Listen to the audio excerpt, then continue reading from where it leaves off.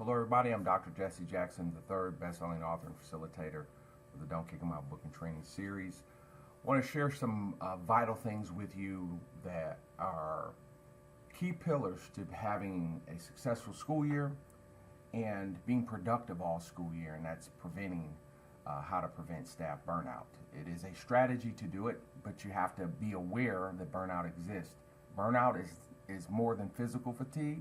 It's emotional fatigue, and it's the reason why emotional fatigue is happening.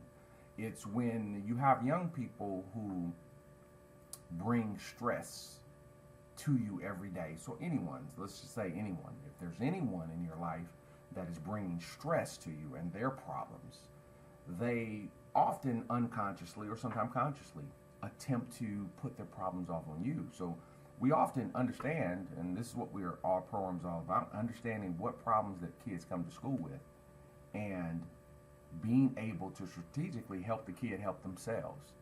This is something we have not done. We are always attempting to take responsibility for helping children. Unfortunately, we're living in a generation, in a society that has done, the parents have really struggled and done some serious damage.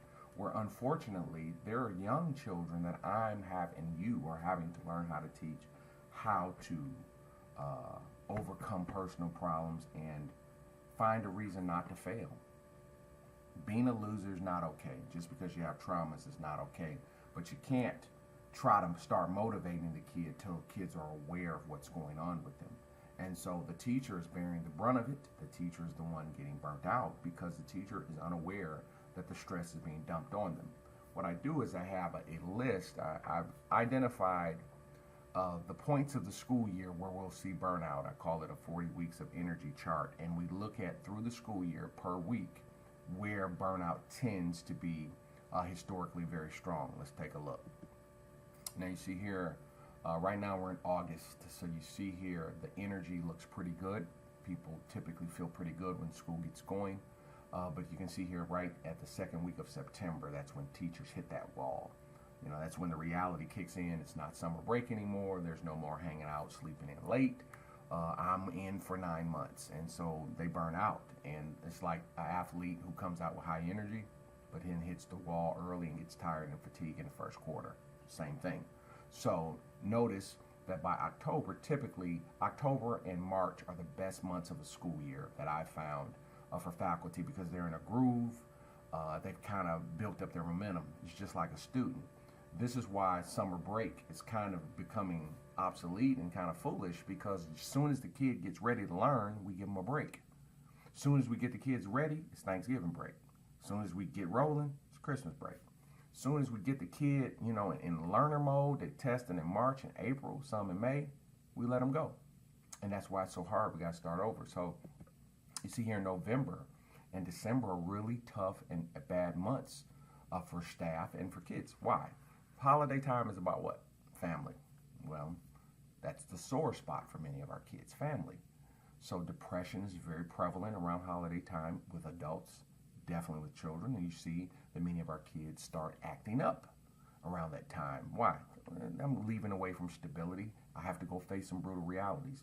No Christmas gifts, no food, no love. And so depression is high, but that sucks the life and energy out of our staff. You see, the staff typically bounces back in January to have a great month. Around February, kind of hit cruise control, kind of getting ready for testing. And then March, we're really good and strong. Right around April, it starts getting weird, spring break and those type of things. And then by May, pretty much everybody burnt out.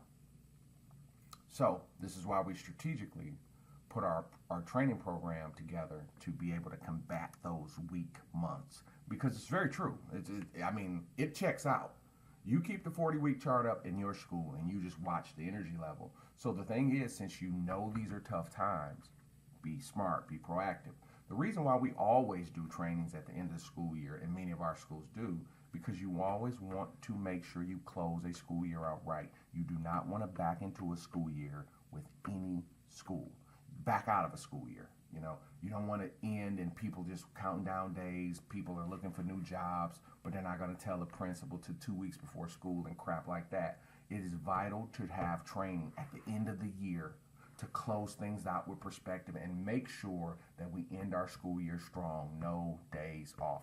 This is why we came up with the year-long program. It works masterfully. It was the idea of teachers at one of my schools years ago, and they start saying, hey, set us up over the course of the year. Keep us in a very focused mindset on things we'll see as strategic points of the year. And that is what has proven to be a successful formula. Staff needs training. They need support. They need guidance. They need to know what they're going through, what they're seeing at all phases. Some people have done it quarterly. Some people that are in more tough situations or who want to be excellent, they do it every month. Okay, so that's where you're having a training every month for staff. Do that for about 11 schools every month. They make sure that they get that same philosophy of staying focused, being team, managing the kids, staying in a good spot, and always seeking to solve problems and refer if necessary. It's magic formula. It works. This is service to the teacher. It's a teacher-driven program. It's about making strong teams, strong individuals, so people know how to take care of themselves, understand themselves, protect their energy, and solve difficult issues that come up over the course of a school year. And every school year gives a different dynamic. You can't be one of those folks who say, okay, well, we did that last year, and then what were you doing new this year? I'm trying to tell you, that is probably about the laziest thing I've ever seen in my life, that you think that, okay, we did it one year. Well, if you've got one of those programs that are not about personal development, you can do that. You can change programs every year. But with personal development, understand we're promoting human growth. Are you telling me we can afford to stop growing? You're not thinking about it right. So if you're one of those teachers saying, well, I'm just trying to get everybody focused on the job. Well, what we're finding why people are not focused on the job is because they are burnt. They get tired. They get frustrated. They don't understand who and what they're dealing with, and thus performance decrease. It's not hard to understand. For whatever reason, people are just still trying to get to that. This is the way it's done. So, hey, use the chart, show this video to your colleagues and your staff, and make changes. Make changes. This is why we did the year-long program, and we did it either in quarters or on a monthly. Either one, we know, is a masterful way to support staff with the best real-time, reality-based information and knowledge in instruction and approaches they need to be successful with a trauma zone school, Title I school, and a heavy free and reduced lunch population. Give them an advantage. If you know this is the type of thing you need, don't hesitate. Don't play with it. Don't hope.